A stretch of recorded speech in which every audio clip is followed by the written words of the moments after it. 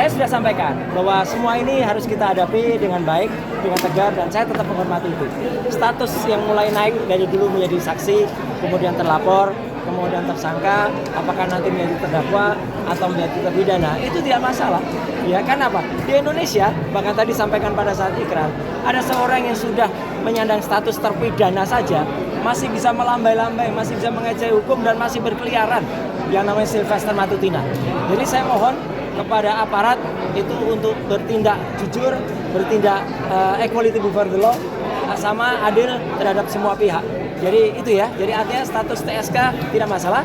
Dan saya juga berpesan tadi kepada 7 teman lain yang menyandang status serupa, kita tetap tegar, karena yang kita lakukan adalah perjuangan untuk membongkar kebobrokan, membongkar ketidakjujuran, dan mempertanyakan kenegarawanan seorang bekas pemimpin yang pernah ada di Indonesia, dan bahkan sekarang diteruskan oleh anaknya yang barusan saya peroleh data bahwa langsung dari UTS Insource ya, dan itu yang membuat mereka sangat gerah, karena bukti yang saya bawa ini itu adalah bukti yang sangat kuat, bukti yang sangat-sangat tidak bisa terbantahkan, karena dia tidak pernah punya ijazah seperti ini. Ya, ini adalah tanda lulus atau sertifikat dari UTS Insource yang berulang kali katakan dia lulus SMA.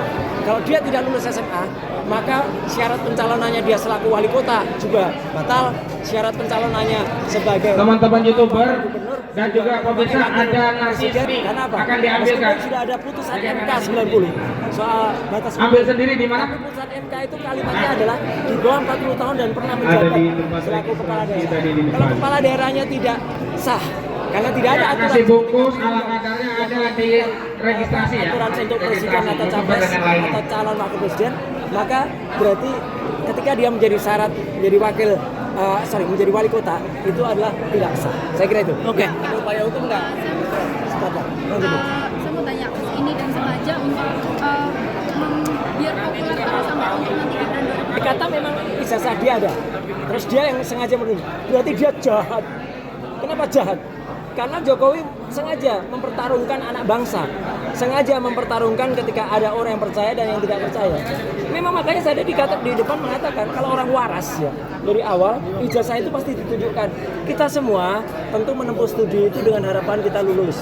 Orang tua kita juga dulu mengamanahkan pada kita, nak, sekolahlah dengan baik. Nanti kalau sudah lulus banggalah ayah ibu punya anak yang lulus. Kenapa ada seseorang yang katanya lulus, tapi kemudian ijazahnya yang konten seperti ini, itu kemudian menjadi ketakutan untuk dipertontonkan. Padahal apa?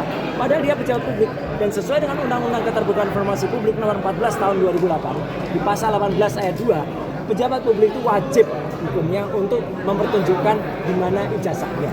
Ya gitu, karena rekam jejaknya harus dilihat, dan ini bukan termasuk bagian dikecualikan, bukan termasuk bagian dari Undang-Undang Perlindungan Data Pribadi.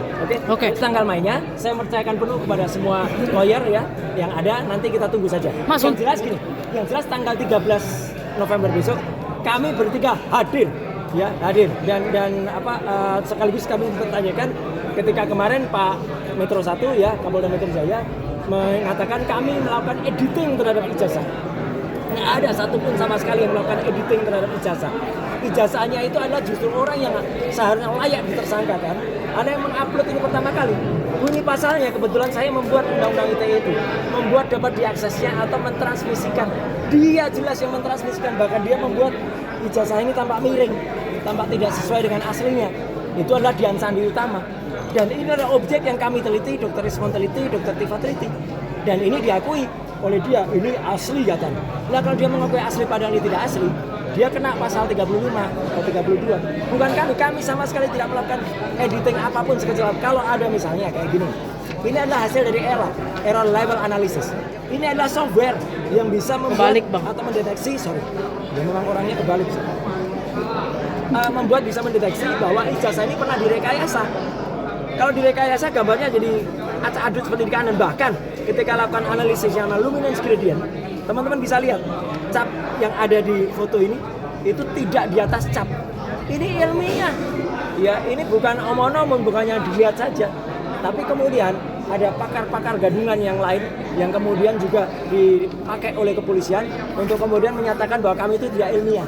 dan mereka tidak berani menerima tantangan kami untuk beradu secara ilmiah. Jadi itu tindakan hukum, saya kira itu. Persiapannya hari Kamis mungkin seperti apa, Bang? Persiapan hari Kamis kita berdoa kepada Tuhan Yang Maha Kuasa, kepada Allah Subhanahu wa taala, dan terima kasih sekali lagi untuk semua masyarakat yang sudah membersamai, sudah mendukung, dan saya terus terang melakukan kritik keras kepada dua lembaga. Yang pertama adalah MUI, ya, Majelis Ulama Indonesia, yang turut berkomentar penetapan TSK Roy Suryo dan kawan-kawan adalah sah.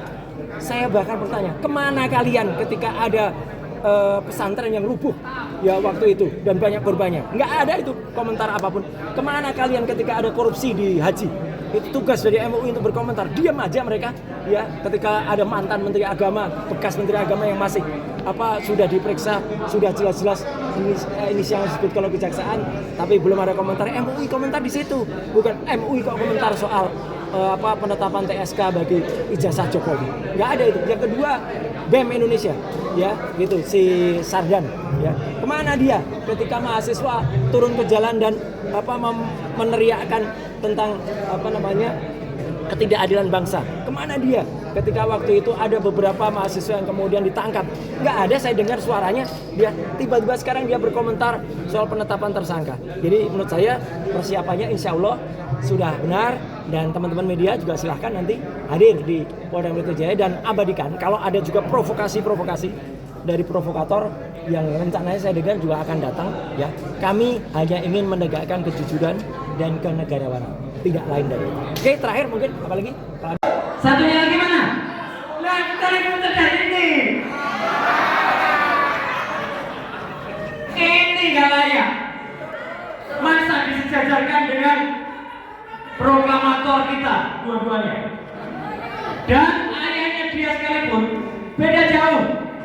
Ada pertanyaan di antara kita, ke saya, ke Bang Resmon, ke Dr. Tifa, dan ke 5 yang lain plus 4 yang lainnya karena kami hanya ber-12. Kenapa ijazahnya Bung Karno dan Bung Hatta nggak diteliti? Salah besar. Bung Karno jelas ijazah beliau adalah di Technische Hogeschool te Bandung, itu ITB, clear. Ijazahnya Bung Hatta jelas di Rotterdam, University of Erasmus. Bahkan ada satu contoh yang sangat bagus. Ini bagus untuk semua pejabat publik. Ijazahnya Bung Hatta sampai dengan hari ini kalau kita pengen lihat ada di Rotterdam replikanya. Jadi itu contoh. Kalau orang waras, sekali saya bilang, kalau orang waras pasti ijazahnya mau ditunjukkan. Tapi kalau ada sesuatu pasti ijazahnya tidak ditunjukkan. Nah, jadi hari ini ada beberapa poin yang ingin saya sampaikan. Yang pertama, kami berterima kasih, bukan hanya kami bertiga, ber-8, ber-12 dan kita semua. Berterima kasih kepada rakyat Indonesia yang terus membersamai dan memberikan atensi